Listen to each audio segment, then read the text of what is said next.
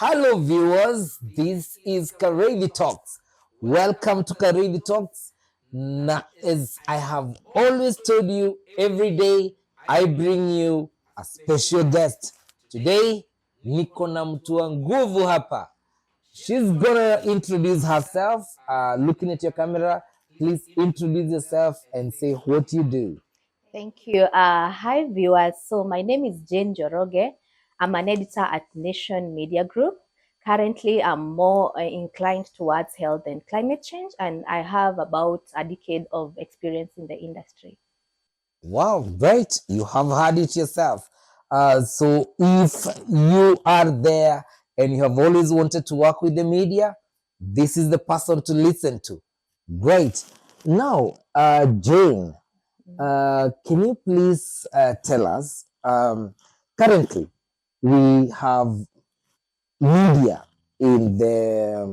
incorporated in the CBE curriculum. It's actually to be taught in senior school. And in terms of combination, where do you place the pathway for media? Do you place it in the technology? Do you place it in the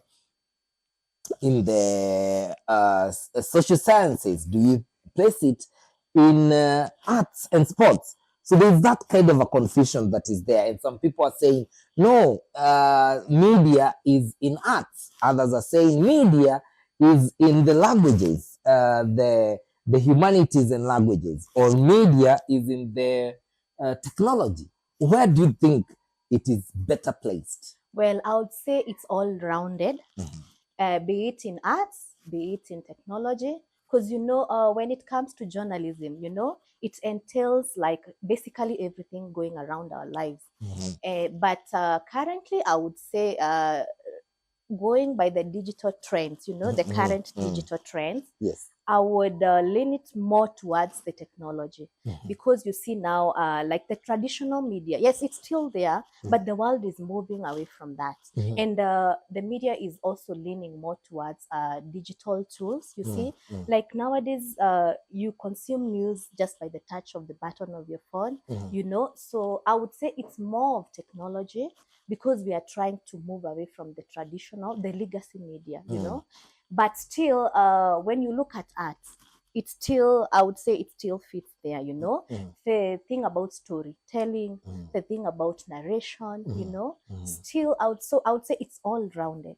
Yeah. So you will find that maybe a child who is doing media should have that clear knowledge. And maybe there could be units coming from the arts, coming from the humanities, that is the languages, and coming from the technology, and now the combination of the social sciences. If I'm getting you right, maybe. Yeah. Actually, when you want to become a journalist, I think you have to be, you have to be knowledgeable in almost all those subjects that you're mentioning, because it's not just one straight line. For instance, I would say you'll need to learn English and literature, because you need to learn about, grammar, communication skills, you need writing skills. So you see there, English is needed.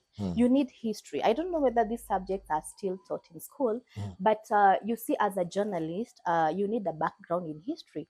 Let's say you're doing investigative or political journalism. At the end of the day, you'll need that background. So you'll need history. Let's say you want to become an environmental journalist or a climate change journalist, you'll need geography. You'll need to understand your environment. Let's talk about something like religious studies. I don't know whether they are still there, but you see, you'll need religious studies because when it comes to the way you judge things, you'll need the ethical considerations. You need to understand all these things. You need things like foreign languages. So it's all, It's all a lot rounded. of things. Yes, Yeah, it's all rounded. Yeah. Now let me ask you, as journalists, people who are already in the industry, what role do you play in matters education? Do you, for example, have outreaches where you go to schools and help the students to understand what they need to actually do and know to come up with these decisions on their careers?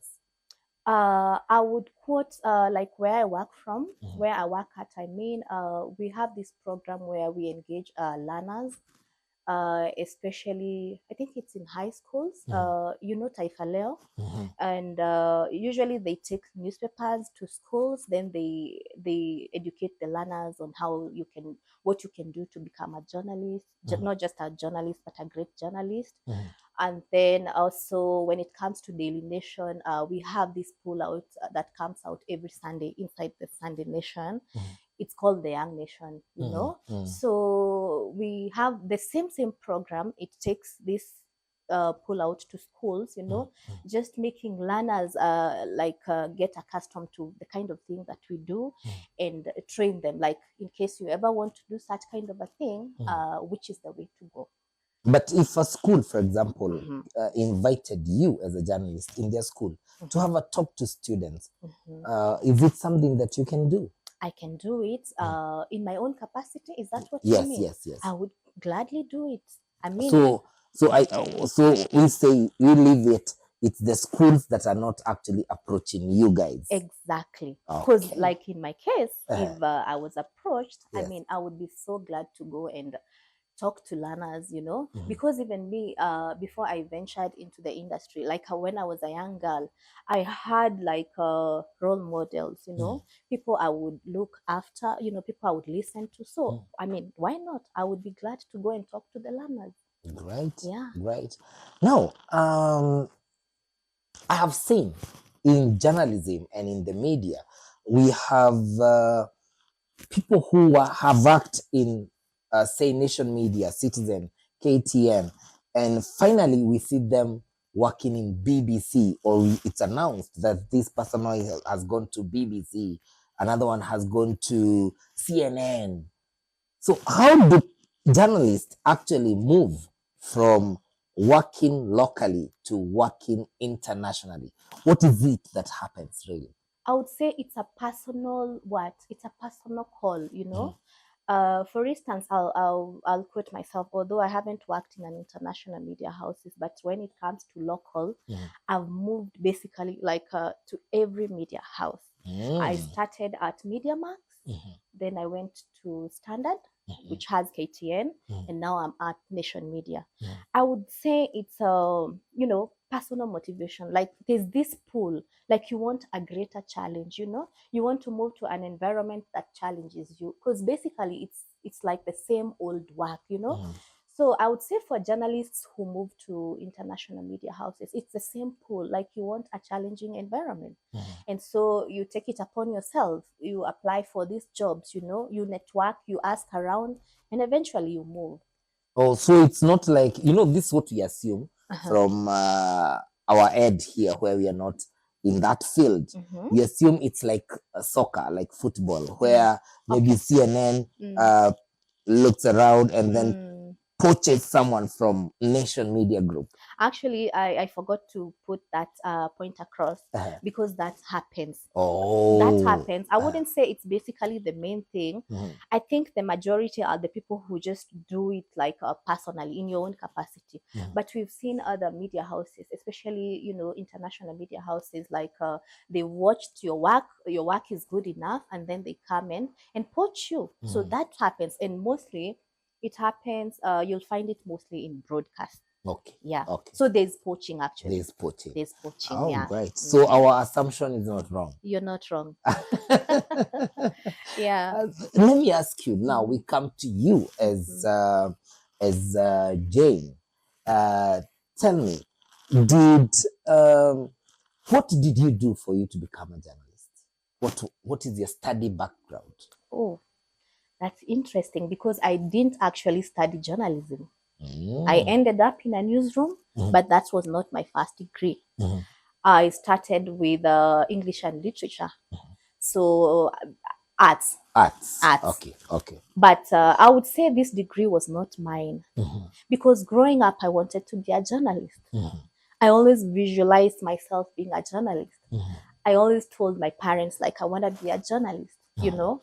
But after high school, my father was like, no, I don't know who told him to like tell me that, but he was like, you're not going to study journalism.